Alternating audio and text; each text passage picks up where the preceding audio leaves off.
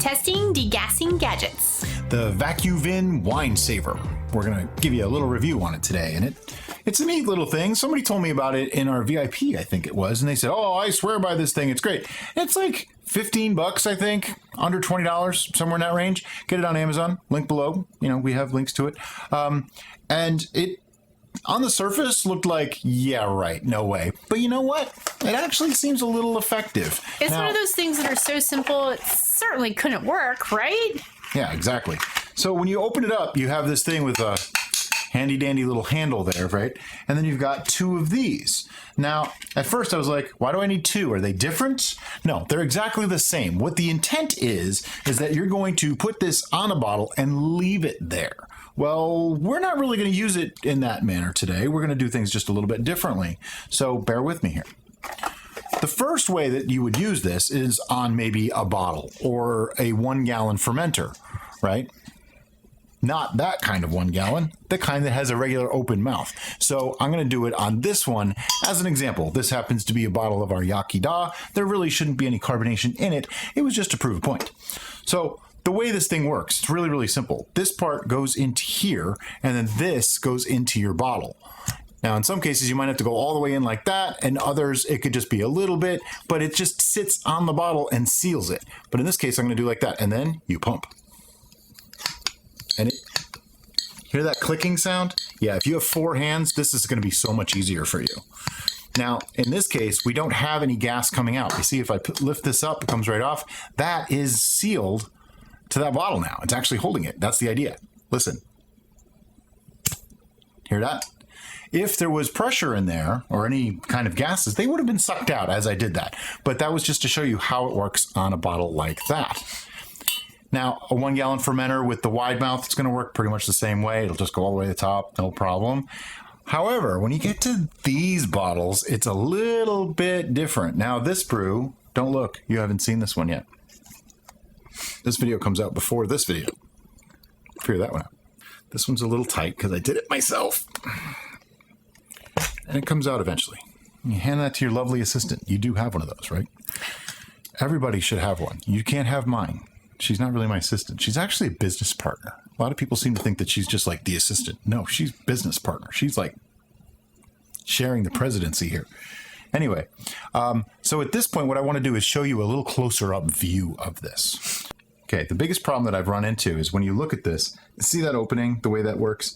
It doesn't really fit on this really nicely. So you kind of have to finagle it around a little bit like that. And let me put my hand over here. And then if I put this piece on top and keep pressure, I can do the pumping action. Now, it doesn't seal perfectly, but if you look down here, can you move the camera down? If you look down here, see the bubbles? This brew should be done fermenting.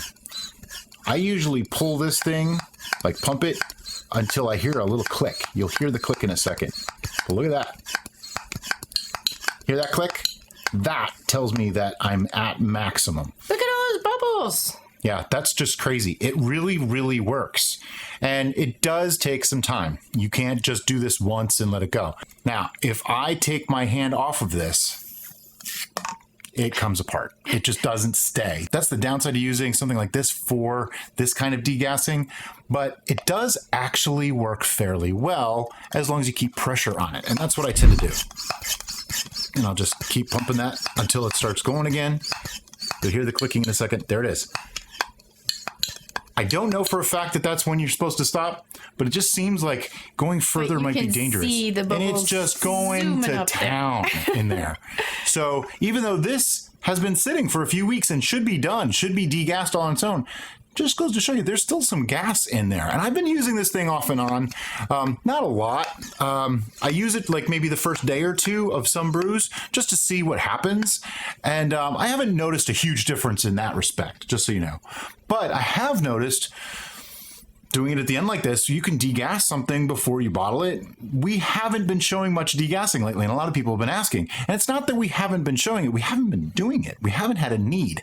I have used this a few times. I'm starting to wonder, like, did I do it enough that we didn't need to later on? But a lot of our brews have been sitting longer, so I feel that they were, degassed enough. Now, when we were looking for a test subject for this video, I picked this brew in particular because I knew that this was still in primary, and I looked at the airlock and it was relatively level. So I knew that on its own, it was pretty much done degassing. But as we can see by all that bubble activity, there's still plenty of gas in the solution. So this is degassing it. Yep. So once we're done here and we put the airlock back on and put it back into the fermentation station, who knows? The yeast might go, oh, hey, we're feeling better now because all that icky gas is gone. Let's do some more work. Well, I haven't taken a reading on this one yet. I think it's done. This one, it's a hydromel, so it's going to go dry. So I think it's actually used up all the honey that's in here. But this is amazing. I'm at like 3 or 4 times fully pumping this up, and it's still coming out. So there's a lot of gas in your brews that we don't realize. And the gases make things taste a little bit bitter sometimes. So it's kind of important to get them out. And for this particular brew, we're going to carbonate this one. So I definitely want all the bad gas out so I can put more gas in, which always sounded weird to me, but that's what we're going to do. But anyway, the Vacu Vin. Really great little product. It does exactly what you expect it to do. It's not made for degassing, just so you know. It sort of is. It's to take the air out of a wine bottle so that you can store it longer once it's been opened. That's what it's really for. But it actually works really well for degassing, and it's like super cheap, easy to get. Get this thing, guys. Just use it. It's actually pretty awesome. It works on almost any kind of fermenter that we've used too. So there's that. If on your 1 gallon closed mouth fermenter it's too much, like it falls in, like it'll fall in, don't let it fall in, you can put a bung in there, a stopper with a hole, and put this up to the hole and do the same thing. So you can kind of figure out ways to make this work on any fermenter that you have, and I found it to be pretty effective. I was really dubious. I was like, this is gonna be a little waste of $15, but you know what? It's great. It's one of those things that are so easy that it certainly can't work, but it does. And now I want you to know something. I bought one of those electric pump things that didn't do a thing. It was like $25 or $30. Didn't do anything. Like the battery died on it before it could degas even one brew. And then you had to charge it for 4 hours. So I get 30 seconds of use for 4. No. This, a couple of pumps with your hand and you're good to go and no worries. And it's still going. So there's still plenty of gas in here. So I'm going to finish degassing this one and then it'll go back on the shelf of fermentation.